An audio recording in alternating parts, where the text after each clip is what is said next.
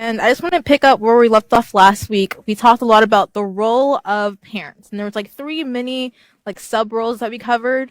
One being teacher, and then the second one being the provider. And we barely scratched the surface. But before we ended last class, I asked everyone, what are some things that we must provide for our children, except for the bare minimums, which was the food, clothing, the shelter. And I got a lot of feedback. One being structure. Now that was very important, that our children must have structures. They have to have a routine. They have to have, I eat at this time, I go to bed at this time, I wake up at this time, I do my schoolwork at this time, and that kind of helps them with that internal clock. So it doesn't have to be, oh, mom, do I eat now? No, they already know this is posted here, and then they get to the point where they do it themselves. And then we talked about having that attention. Our children are attention seekers. And so, giving them that healthy attention. Sometimes they might act out, they might throw tantrums, and, just knowing why they do it, you can ask them. And if they don't give you an answer, just look at their behaviors, because you can tell a lot about their children's behaviors. And then we talked about affection, and affection being that really important, that we have to give our children that affection. Those hugs, the positive affirmations, all those things help them.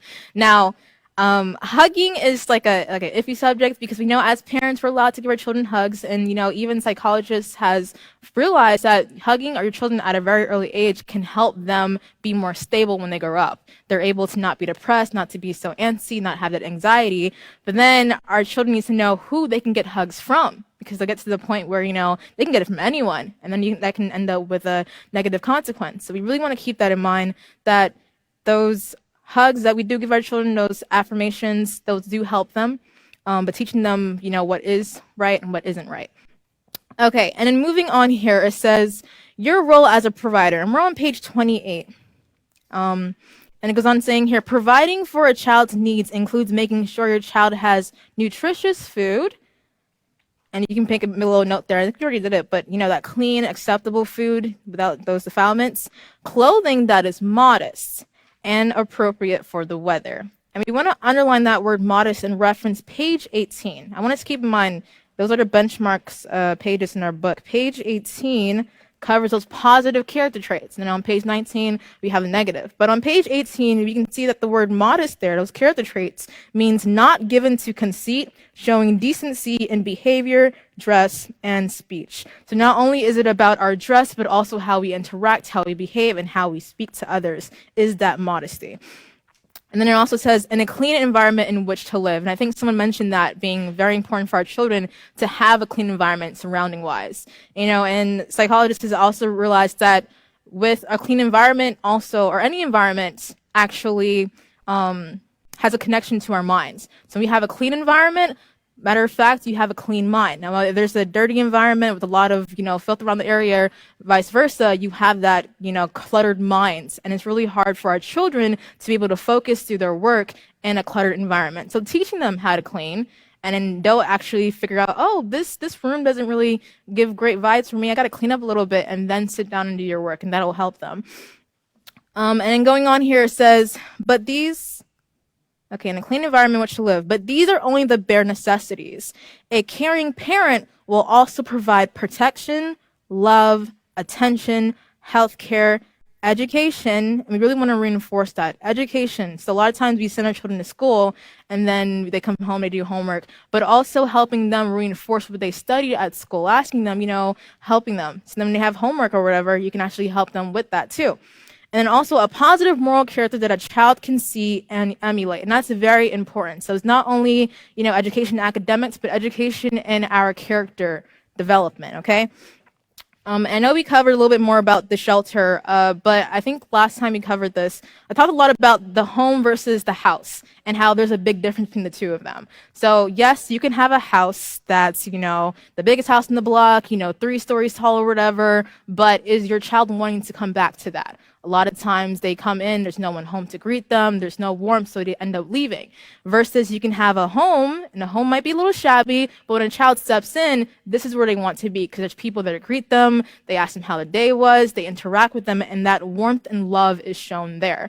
Now, I know we've been hearing a lot about on the news about the human trafficking. One of the very important things that studies are realizing is that more than half of the children that are being human trafficked come from a really well-off home. So it isn't that they didn't have food, they didn't have people there. It was just that they didn't feel the need that they were being wanted there. So they decided, oh, I'm going to go out and, find someone else to help me feel wanted. And that's where they end up in a wrong situation. So I really want us to keep that in mind, that our job is to create a home that can help build our children up, okay? Now, continuing on here, that word emulate, it says you can have a positive moral character that a child can see and emulate. As parents and as teachers, we have the duty in order to actually show our children what we want from them. So it's not only teaching them, sitting down with them, but also showing by our actions what we want back from them. And that last sentence is very, very important. It says, neglecting to provide even one of these can spell disasters for a child's growth and development. So my question is, what are some consequences of neglecting to provide for your children that home, that shelter, or that love and that attention? What are some of those consequences? You just said, what they don't get at home, they're going to seek elsewhere. And just like you talked about how clutter gives off a vibe, a neglected child gives off a vibe where predators will hone in on and come to supply that need. And in different environments where there's gangs, they will seek out a needy child, especially male children who are in need of a father figure. And people will start to provide that, and then things turn sour once you get locked in. But when you don't provide the things that you need for your children, they're going to either seek it elsewhere, or someone's going to notice their neglect and supply that need. Okay, that's very important. So they're going to seek it elsewhere. And also, your child can become an easy target for those who are looking for children in order to help them. So I really want to keep in mind that when we create that home for our children, they'll want to stay here no matter what. Because a lot of times you might ask your child, where do you want to go? What do you want to do? And one of our number one spots, quote unquote, could be our home. It doesn't have to be, oh, I want to go shopping, or oh, I want to go do this thing or that thing. But our home has to be that number one spot in our children's mind, that if I'm ever in trouble, I come here. Or I don't even have to get into trouble, but here's where I want to be. And we have to create that for our children. And one other thing is that our children don't remember that they had, 3 square meals, or that they had a warm bed to sleep in. What they do remember is the memories that you leave them with. So be it that family, that family environment where they're able to share and talk or to have fun together. That's what they do remember, and that's what they want to emulate in their family when they grow up as well. Okay, so going back to that question, what are some consequences of neglecting to provide our children with their needs? I just want to say, growing up in the city of Detroit, catching buses to get to school and to get back home, there are days when you're thinking, I just got a half block to go and I will be home. You're just looking so forward to getting inside that door and closing it behind you. And our homes need to be that place where the children are looking forward to getting. And now, I was a latchkey child, especially in high school, but still getting inside the door. Sometimes there were things that occurred between the bus stop and home, and I was just looking forward to getting home. Yes, thank you. So creating that safe haven for our children, that this is where they need to go back to, that after school they come here and go anywhere else, and that's going to help them in the long run as well. We have another hand over here.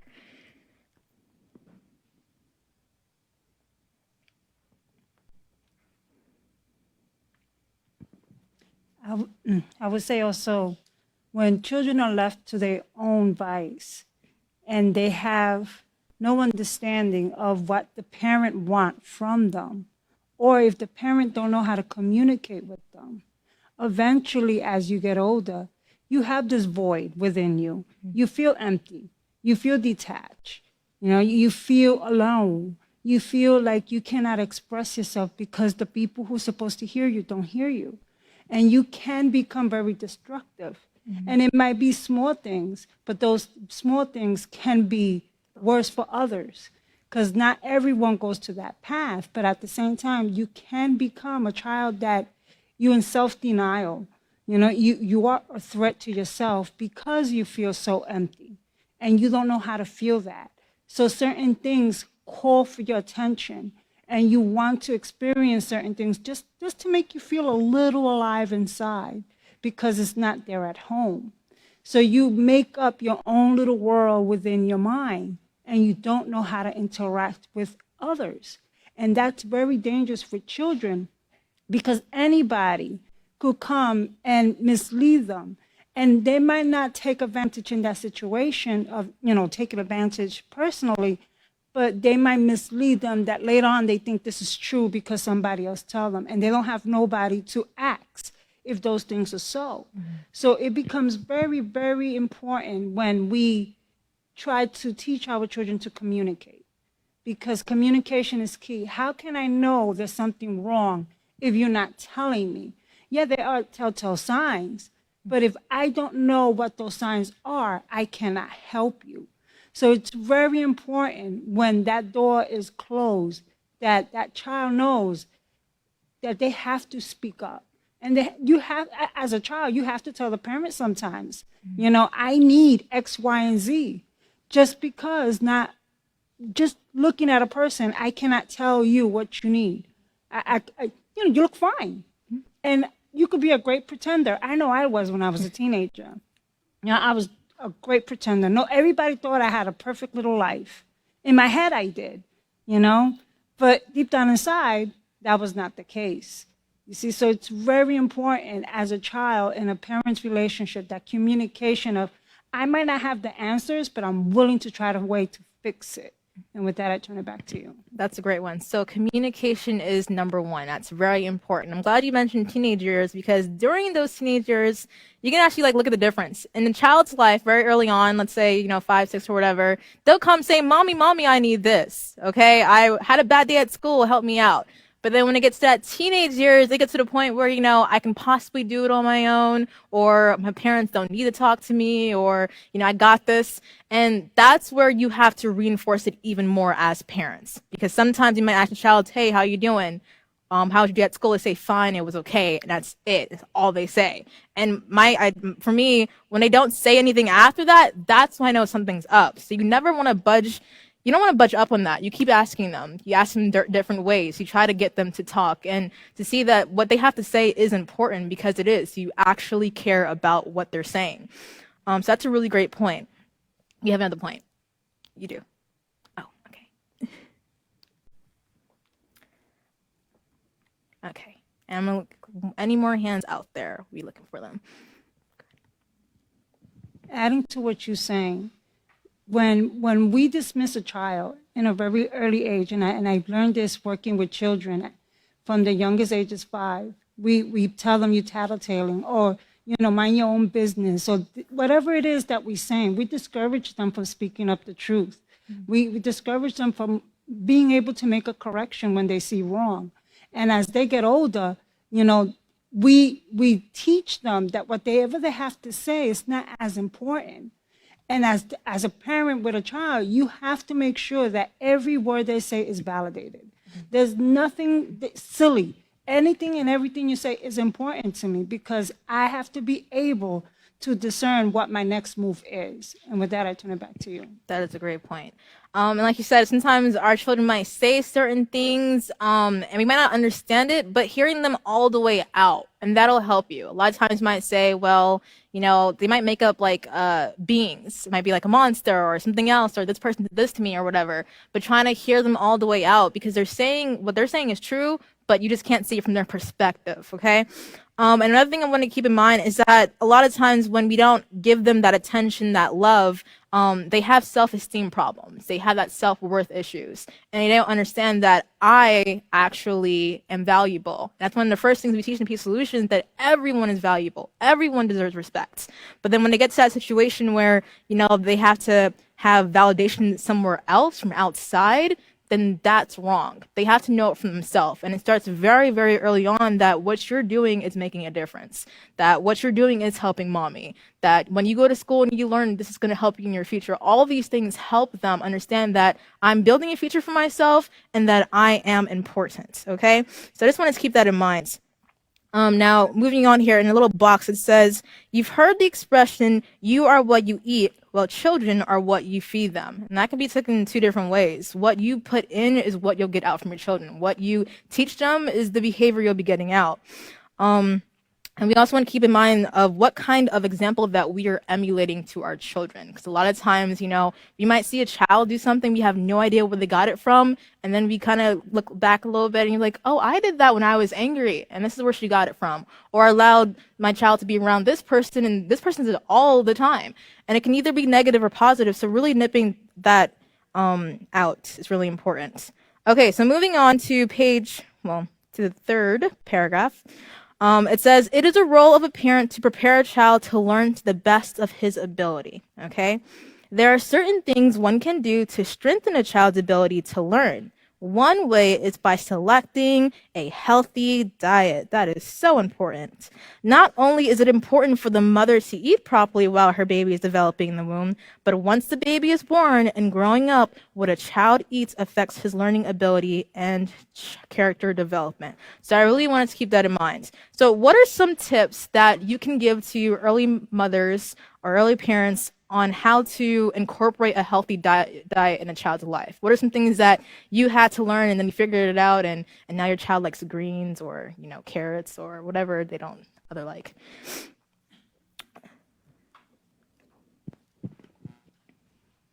I didn't like any veggies at all, period. So when my daughter was growing up, I knew she needed vegetables, but I didn't know how to encourage her to eat them.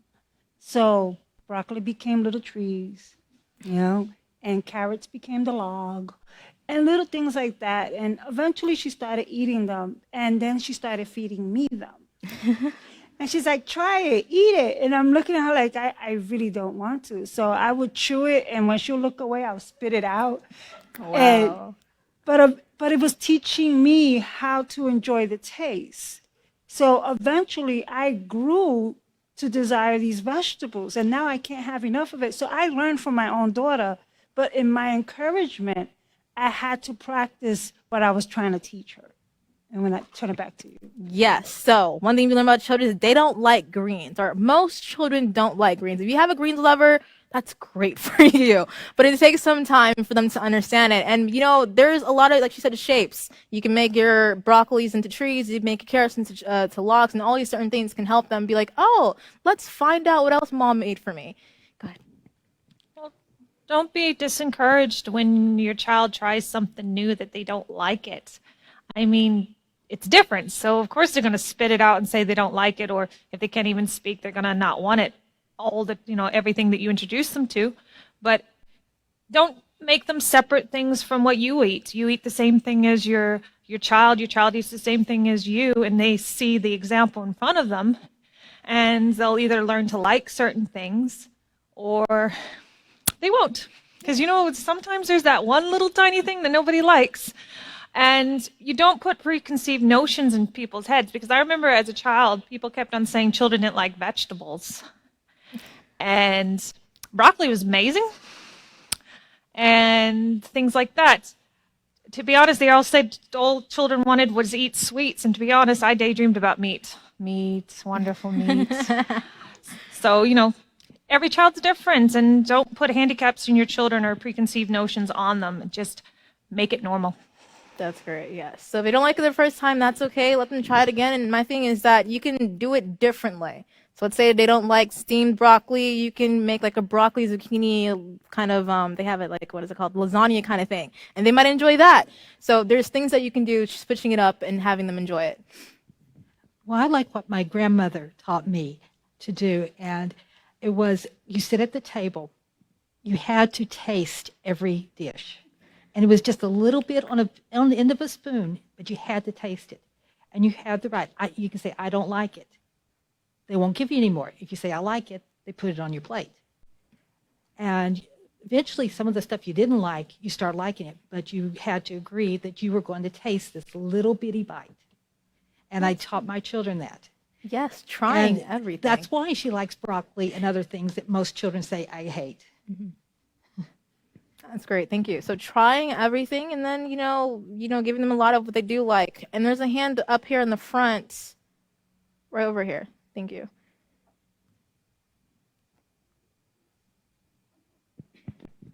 Yeah, what I have to say, if you start early, because when I had my children, I started at 3 months.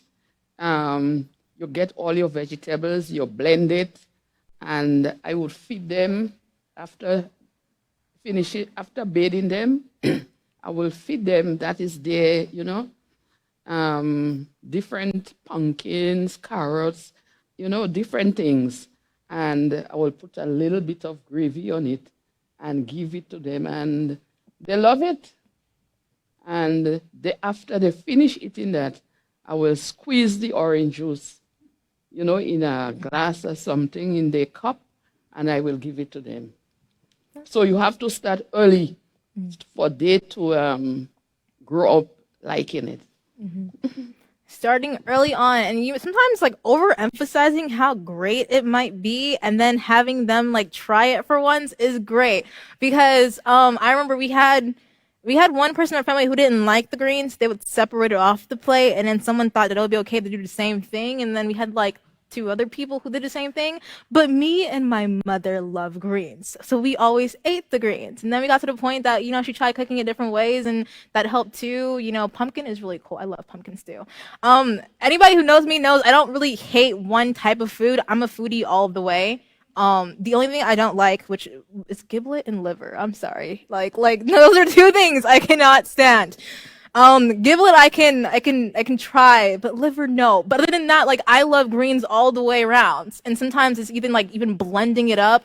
And I used to got to the point where I actually liked baby food. Like, this is no joke. They used to have baby food in a little thing, and I actually used to like it. And my mom used to do the same thing for us, like mashing the potatoes and maybe sweet potatoes, or even like the carrots. Mashed carrots are pretty cool.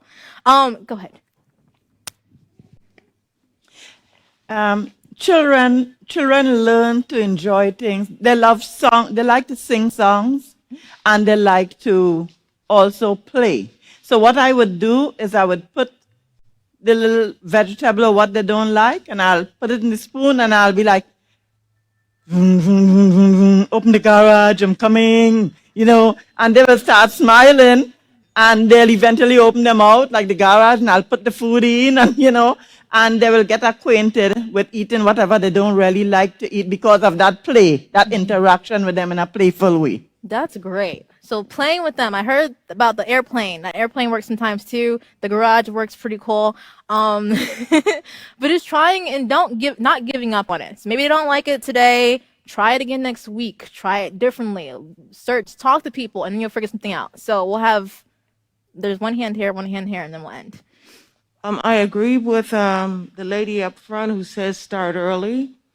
I have one child that I used carrots instead of a teething ring because they don't have teeth. They can't bite it. They can't choke. And to this day, that child and her children love carrots. Also, I'd like to say, hide the stuff in the food. You know what I'm saying? Make a carrot muffin, zucchini bread, things like that. Because I remember at school, we had a day where we had treats, right? And I made donuts. Nobody asked me if there was flaxseed, chia seed, pumpkin seed, wheat germ in the donuts.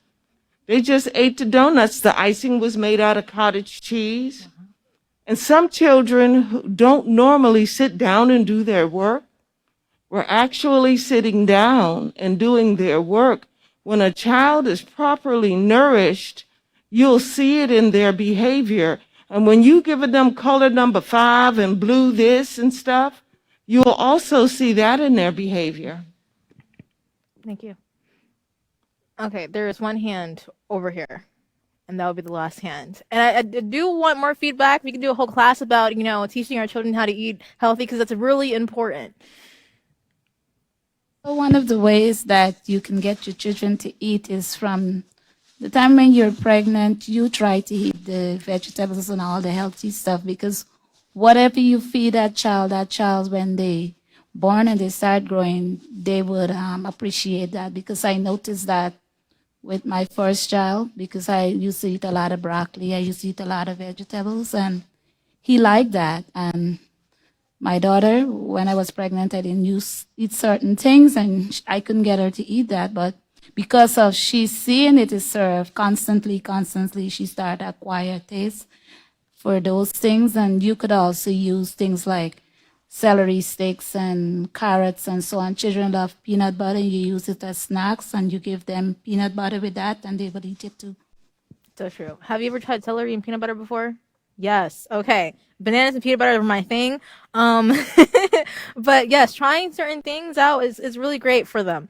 So continuing on here, I really want to keep that in mind that, what we put in is what they'll get out. So that food really, really early on, and like the great, one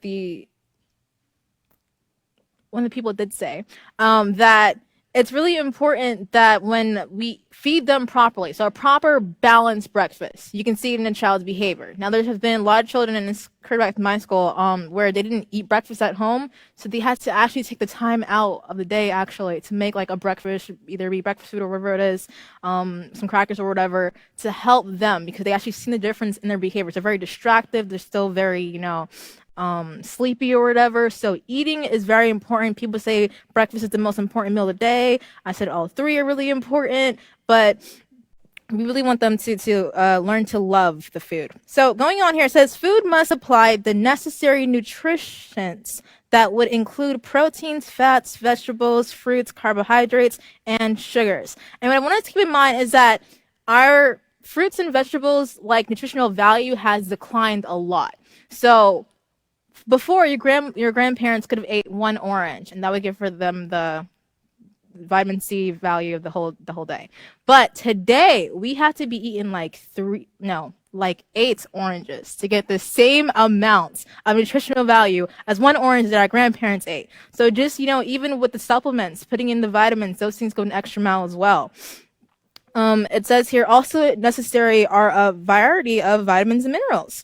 Although it can be challenging to make sure our children are receiving a well-balanced diet at all times with diligence, we can make better choices about food and teach our children to do the same. To tell them, we started doing it in school, they might bring some snacks in. We ask them, do you want the cookie or do you want the banana? And it's early in the morning, and they have to tell me what they want. Normally they want the cookie, but we've been training them to take the banana first and having the cookie in the afternoon. And now if you ask them, they'll have that banana. So teaching them that they have the choice as well to figure out what's healthy versus unhealthy for themselves. Now, water. How many of us love water?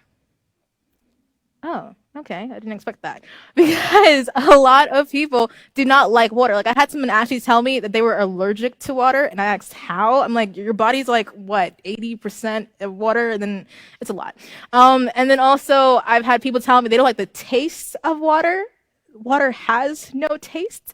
So just getting your children to drink water and showing them the importance of it is going to go a long way, because water is really, really important. Like, I get headaches a lot. Everybody who knows me knows I get headaches a lot. And when I do get these headaches, I realize it's because I wasn't drinking my water. So that helps me move on. We have a hand over here.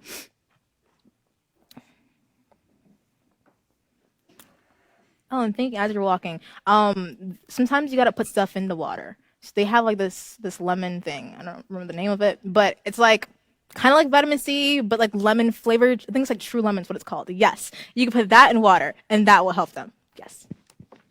I mean, you can drink water all day, and you can still become dehydrated, because the water needs some trace minerals in order to keep your cells alive. So it's more important to put the trace minerals or more salt than you usually put salt in your water, because your cells can die from lack of trace minerals. Yes. So going even extra, putting that salt into your water is going to help you as well to actually be able to get all those things into your cell. Okay, so we want to keep in mind that our necessary nutrition does not include junk food. Additives and food colors affects the child's behaving and brain developments, as we covered. And a well-balanced diet for children helps them to make better choices. Okay, keep that in mind. Now, what are some beneficial foods for your brain? Because it says here on the next page that, believe it or not, there are certain foods especially beneficial for the brain, yet most children rarely eat them. So let's think about that. Now, I'm thinking of a nut that looks kind of like your brain, I think. Yes. I'm hearing whispers. Walnuts. Yes, that's really great too. Some of the beneficial food is like the fatty acid. And you can get some of those from the fish. People sometimes don't like fish. And you can also get from the flax seed. Yes, flax seeds. And sometimes, like the great person said, that we can put our flax seeds in our baking. We can put them, like, I like oatmeal. I like putting my flax seeds in my oatmeal, all my nuts and everything, and that kind of helps me. Is there anything else? What are some really important things that can help us with our brain, foods-wise? There are spices like Ceylon cinnamon and turmeric that we can flavor our foods with, and it's not even a fight. Yeah, so flavoring our foods with these things can help us. Now, avocados are really great. Eggs are really great. I went through an egg phase where I didn't like anything eggs, but I learned to love them now. And I realized that that's probably why I wear glasses to this day, because I eat eggs really early on. So tell your children to eat eggs. It's going to help them not wear glasses. Possibly. Okay. Butter. Oh, Lots butter. of butter. Beef fat, cod liver oil, and yolks. Egg yolks are really awesome for a baby. Yes. And it's something he can just digest. If you're choosing to feed him early, I would go for that. If not, like at 6 months. Yes. So our children don't really like, well, some children I know don't like fish oil. So they have the flavored fish oil now. That's like cherry flavored or like smoothie flavored or something, and that helps them too. And I'm seeing children's faces looking at me like, no. But this is going to help your brains, okay? And I'm going to end here and have our second speaker come up and talk to you more about that healthy diet.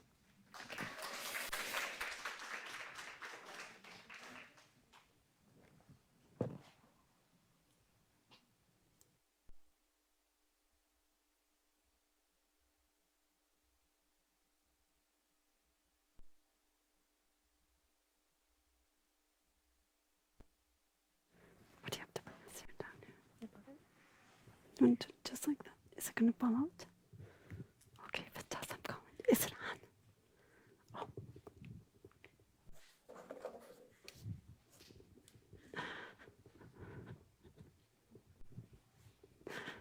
Hello, everyone. It's such an honor to be here again with all of you. Being with like-minded people who want to make a difference, who want to better themselves and become the great potential that we are as human beings. So I really want to give Hadassah a hand, because I'm telling you, when she gets up here and she really puts a lot of effort into what she's going to say, and it really helps you set your mind for what we need to learn. So let's give her a hand. Now, on page 28, I just want to go over one thing. It says not only, this is in right underneath that little box there, that paragraph. It says not only is it important for the mother to eat properly while her baby is developing in the womb, but once the baby is born and growing up. Now, it is also very important. I don't know if you know Dr. Christopher. He was a herbologist many years ago. He's dead now.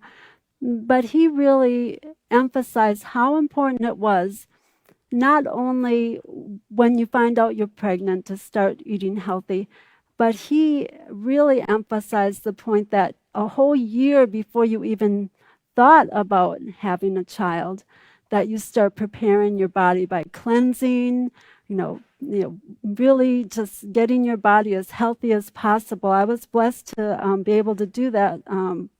My mother-in-law really was very great for me. She helped me to prepare myself that way even before I was married, so that when the time came to have children, they would be able to grow up in a healthy environment, one that was pure of toxins, pollution, that, environmental pollutions, you can pull those out by doing cleanses. So it's very important to know that when you have that ability to do that, because when you want that child to be born, you want to have that child have everything possible that they can have. And so you make that sacrifice. You do those things because you know it's going to pay off. Sometimes it isn't easy, but we do it because we're looking for a result. We're looking for a healthy child with a healthy mind, and providing a body that they can function in and be joyful in. And when a child is born healthy, they're not going to have the colic, and they're not going to be crying so much, and you're going to have such a joyful experience. I was able to have that with my children because I was taught how to prepare for that. And when we can teach mothers to do that, you really will have a great reward in the end. So, and also they say that 6 weeks even before you get pregnant, you should be really saturating your own body with cod liver oil, because the brain in that baby develops so early that by the time, if you find out you're pregnant, by the time you find out, and then you've already missed so much of what that brain needed to develop. So yes, there's a lot of things to think about when you're having a child. And one of those things right here we're talking about is providing a healthy body and a healthy mind. So let's go on with, and that's where we're talking about this healthy body, what you're feeding the brain. And that brain, like I said, develops so early in the womb. So we want to make sure that we get that to that child before that child is even a part of us, just the thought of that child. So let's go on to the next paragraph, drinking enough water. Drinking enough water, we're on page 29, the second paragraph. It says, drinking enough water in a day can also affect learning ability. Dehydration has been linked to poor learning and poor positive character development. Make sure your learners get lots of opportunity to drink water throughout the day. And I think parents are starting to realize more now than ever the harmful effects of too much soda, too much even sweetened things in their drinks are having on their children. So just giving them water, making water their first drink besides, the mother's milk or what you feed your baby. I know that we've had some say that it's best to feed the children early, get them used to it, and some work, but I didn't have that with my children. I was able to start feeding them when they're almost a year was the time they had their first food. And I know that seems a little odd, but mine really didn't really care to eat. But once they started, oh wow, you could not stop them from eating. But it wasn't like they really had an interest in eating food. Even though they would see us eat it, they just were fine with the nursing. That was all they had. And they didn't have allergies. Sometimes if you give your children something too soon, they tend to have more allergies. So you really want to be careful on what we put in them too early, because fruits and vegetables are great, but sometimes we put in other things that their bodies aren't really ready for. So we really, you want to read up on that a lot and really be educated. I, like I said, was very, I had a mother-in-law that was into health and healing. So I had that great advantage of someone that I admired, who I looked up to. I wanted to emulate her, that word over there, emulate. I wanted to emulate her because she knew what she was doing in having children and providing for them, and she taught me a lot. So when we teach our children this also, that when you see someone that has something going, that they know how to do it right, go find out something from them. Learn from them. My children, I'd say, let's go ask Grandma what she would do. Let's go ask Grandma what she would give us, what herbs she would give us. So I would teach them that we really need each other. None of us have all the answers. But when we teach our children, we can go to people who know, and we can get those answers from them.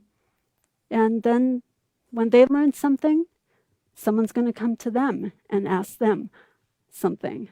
So see how it's like a wonderful cycle, teaching them to go to someone who's learned so they can learn to teach what they've learned, and then they can also teach that. Did you have a comment over here?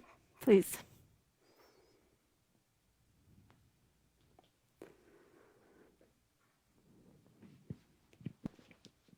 The article says, well, the book says, to remind the children to drink water throughout the day. And I had an experience with this 9-year-old girl. She hated water, and it was apparent. Her lips were so peeled, dry, and every time bleeding, she wouldn't drink water at all. And I was going away for 2 weeks, and I had told her that if she drank some water, that she could come to my office and hang out with me as much as she wanted. I suppose she's going to see the benefits of drinking the water. And the fact that she comes and hangs out with me is not going to be the best part of the day. And she told me, no, I hate water really much. No way, I'm not going to drink it at all. And I told her, okay, which one you hate more, your body or the water? I said, because your body's saying I need water. And she had this scar right above her cheek, and it was raised, and her eyes were dark and sunk in, and you could tell she needed water. And I said, I make this deal because you're always asking me to come to my office. And she said, all right, I don't think it's going to work. I said, it's going to work. Just take a little bit of coconut oil and rub that little scar and make sure you sip on your water while you do it. When I came back, and it was only 2 weeks, her skin was glowing. That scar that was about an inch was gone. Her eyes weren't dark anymore. And she said, you know what? I like water now. I drink about 6 bottles a day before I leave school. And my mother keeps telling me she can't keep putting all those bottles in my bag. So she's supposed to get her a custom container. And she was so excited when this container came. And all she did was ask me, can I refill my container? And I said, sure, go ahead. I turn it back to you. See, that's really great. Really encouraging, and our children do need that encouragement.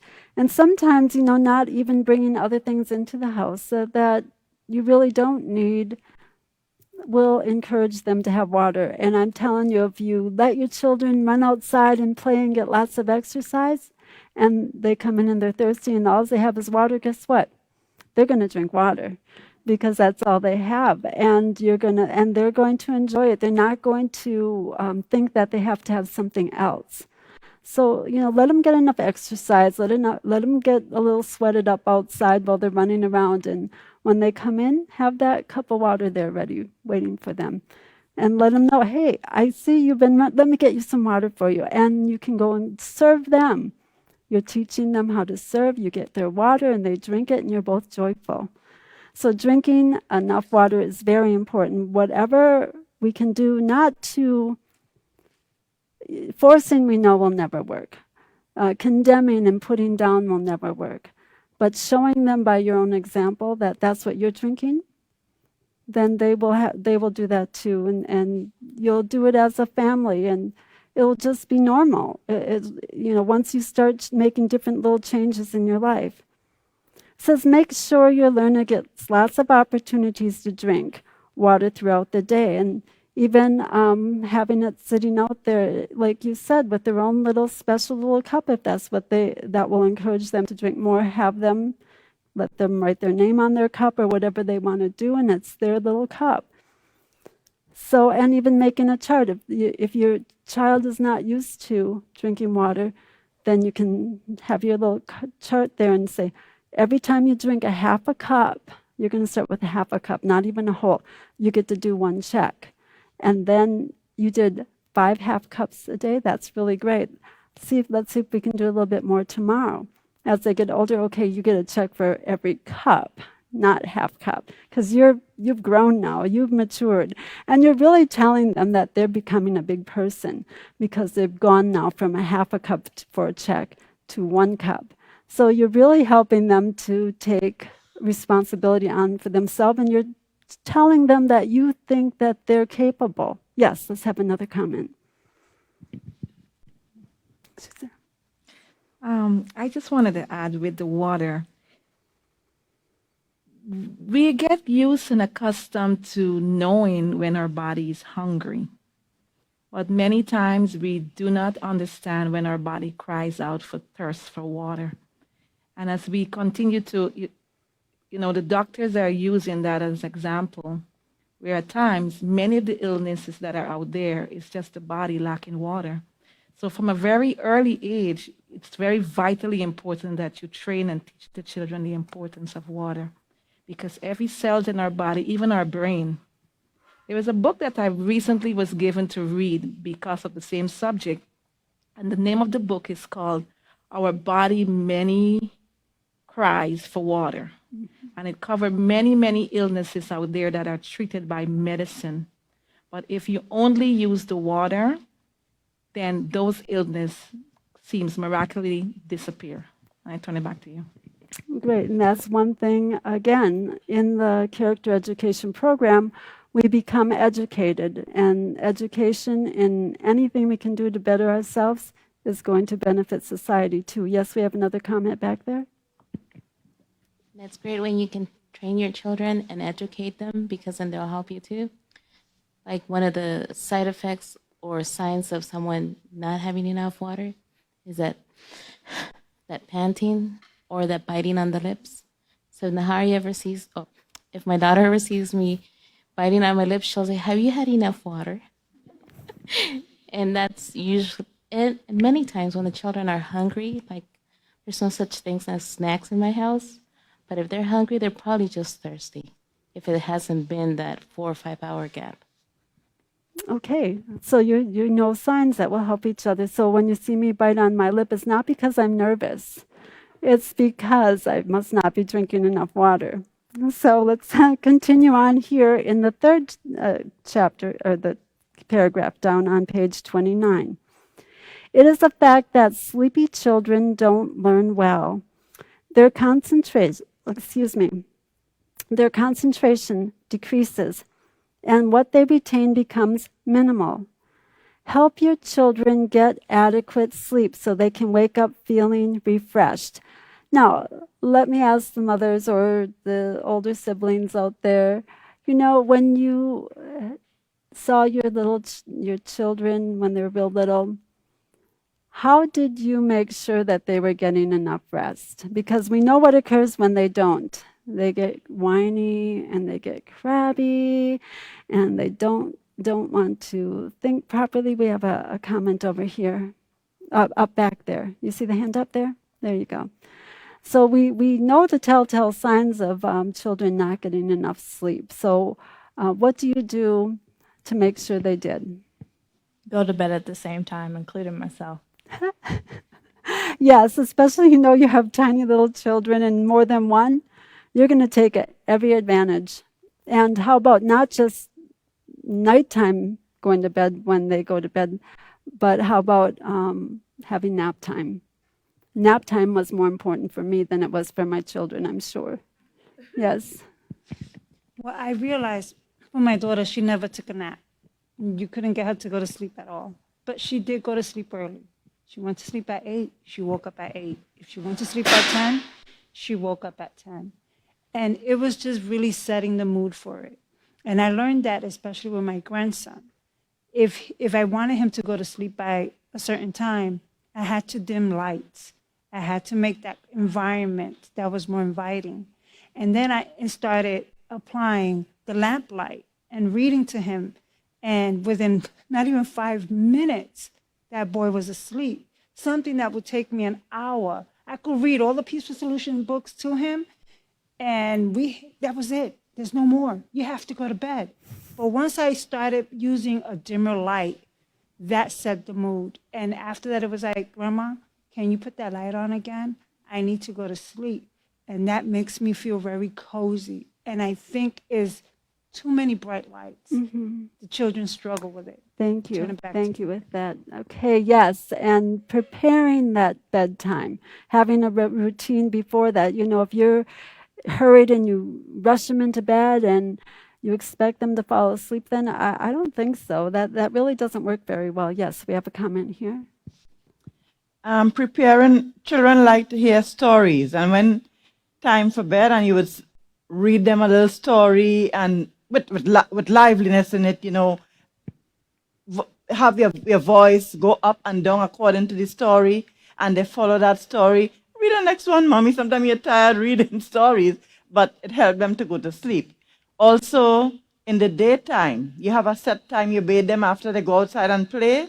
You bathe them, you comb their hair and everything, and it make them feel that, it bring that atmosphere for them to want to go and sleep, because you set that as a pace for them every day. If it's 2 o'clock, 1 o'clock, whatever time you choose, okay, it's time to finish playing outside now. I bathe you, I clean you, and you go to bed after you take some juice. Great. See, once again, we have that example of a routine. Children love routines, and when you stick with it, even though sometimes it's just starting it, if you hadn't started it, stick with it, and they will adjust. They will, turn over to that routine. Yes, we have another comment. If children are too sedimentary, sitting around, they're eating food and they're getting this energy in their body and they're not getting it out. My daughter said to me once, "Y'all stopped jumping rope at school, didn't you?" I said, "How do you know?" She said, "My daughter's not going to sleep like she used to." And when I got up in the morning, my goal was to wear my children out so they'd be ready for their nap.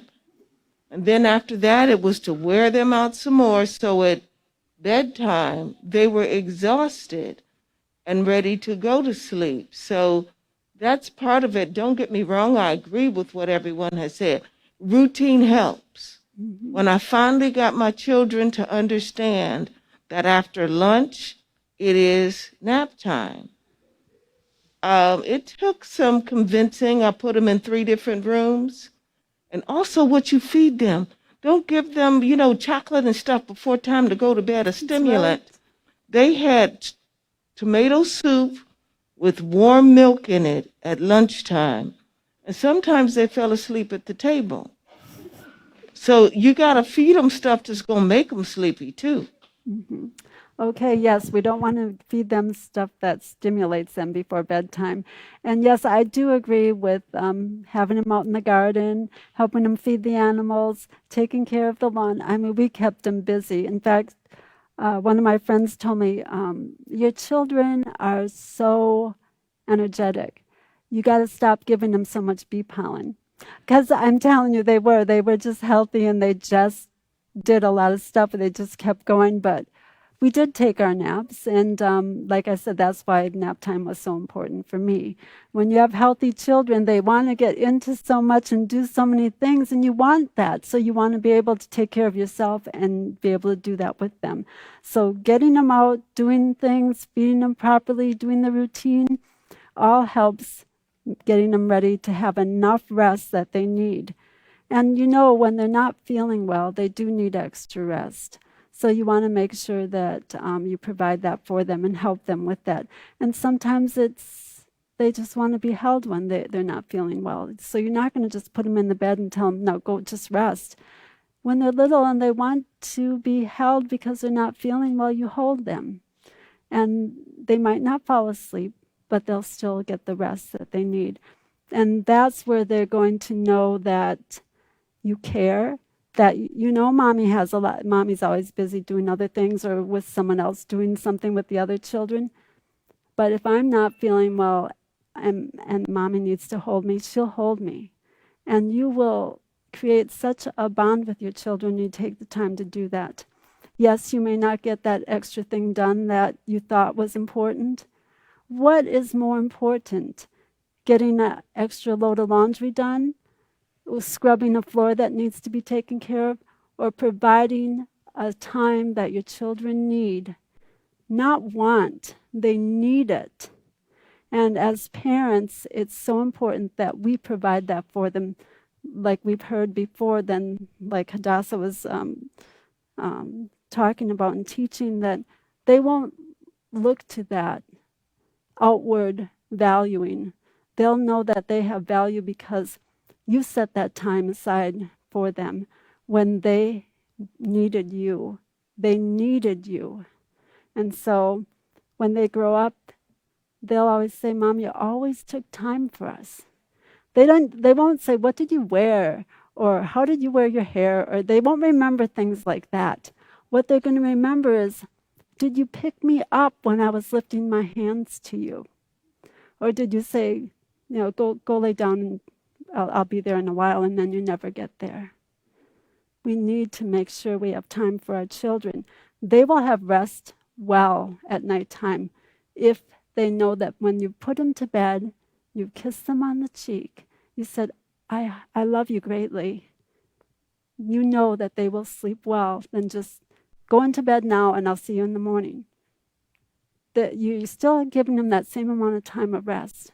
But one, they're going to sleep well, and one, they may have a struggle all night long in their mind because they're not sure where they stand within their mother or father's heart. That heart is so important to that child. So, before I get too emotional on this,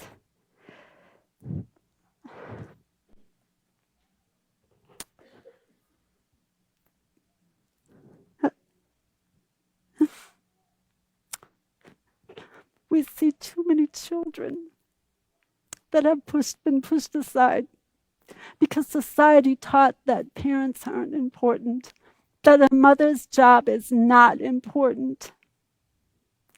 And that's a lie. The most important thing for a child is parents that love them, that have time for them, not giving them the best shoes, the clothes that have designer names on, but parents that will take the time.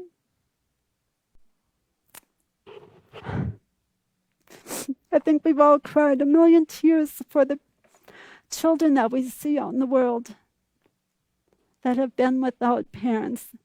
And it isn't even the parents' fault because society has taught them what they know. And now it's our responsibility, and we willingly step into those shoes to teach parents how to be parents and how to love their children. So let's go on, please. In addition, fourth paragraph, to all of these basic needs, you must also provide affection and attention. A child who is never told he or she is loved, I guess I went on before this paragraph came, is never interacted with, and is left in a playpen or in front of a television all day will not thrive. The emotional toll of this form of neglect could affect him for life. Even if the child is raised in a clean environment, changed frequently, and fed on time, he will still be lacking. Children need interaction, communication, and emotional support. And this is where I'm going to talk about my daughter, because she loves it when I talk about her. Okay. The one time we were preparing supper, and I was in there preparing it, and she came in from outside, and she realized we were making stir fry for supper. She didn't particularly like that, and she complained about it. And so I said, daughter, you won't be coming to supper tonight. And then she said, okay. So she went upstairs, and we, as the rest of the family, sat down to eat. And our table was pretty much enjoyable most of the time. I mean, we didn't allow bickering or complaining at the table. It was a very joyful time to share, and everybody had a million things to share at the table, of things they saw outside, or the animals, or what they did, what was growing in the garden. So we always had enough things to talk about. And I didn't realize until many years later that my daughter had been sitting on we have 15 steps to the upstairs, so she was sitting on the bottom step, which goes into the kitchen, and then the door was shut, but she was sitting down on that bottom step. And she said, you want to know, Mom, why I was sitting there? I knew. But I didn't tell her that. I said, why? Why were you sitting there? She said, I didn't care if I didn't eat. I wasn't really hungry anyway. She said, I loved just listening to everybody at the table. I loved just hearing that, and I so wanted to be that. She goes, I'm not going to complain about supper. She goes, I put it in my mind I wasn't going to complain about anything we ate anymore except bulgur burgers. But you know what? All of them complained about bulgur burgers. After 3 times of making them, they said, Mom, you know what? We just don't like them. So I said, okay, we won't make bulgur burgers. That's making a burger out of wheat and some seasonings, and they didn't. So I said 3 times, we won't make it ever again. I said, we just won't. So there's things you need to listen to your children, because, you know, you put it in front of them, you try it a couple times, and when they say, Mom, we just don't like it, then believe it. They don't like it. They've tested it out. They've tried it. We just don't like it. So do you see here how it isn't so much sometimes what you said before them, but how you said it before them? What are you saying? Are you trying to cram that food down them? Or are you seeing their needs? My children didn't like pumpkin seeds and millet. They just didn't like it. But one day I found a recipe for millet and pumpkin seed, but I ground it all up, made a casserole out of it and some gravy on top. They didn't know what was in it because it was all ground up. They loved it. And when they found out what was in it, they could not even believe it. So there is ways to try things that they don't like and adding different things to it that you'll find that they actually do like it. So don't give up on something just because they don't like it. Try it a different way. There's you can find recipes for anything, anywhere, avocado pudding, all sorts of things. You know, it's out there, and your children will like it. So now I want to talk about here the dysfunctional family versus a healthy family, because we know all these things that we talk about all occur in a functional family. They know how to put these and develop these things, but a dysfunctional family doesn't quite know how to get it together. Not that that can't ever be fixed, because we know it can. The peaceful solution, all of us know, has fixed us. So we know that it can help everyone. So right by that paragraph, number 4, you can write dysfunctional family versus a healthy family, and that's the character unit, chapter 2, the Building Moral Excellence, page 12. Okay, so let me try that again. It's the character unit, chapter 2, and it's also in the Building Moral Excellence, page 10. And that's to help our family become functional, to know how to make right choices, to know how to incorporate healthy choices into our family, whether it's something we say, something we eat, how we say it. It's very important to make that family function the way that we know we see it. We see it in the Peaceful Solution family. We see these things can occur and do occur with much effort, much putting energy into fixing and trusting in a program, the Peaceful Solution, that really works. So at this time, let us all stand for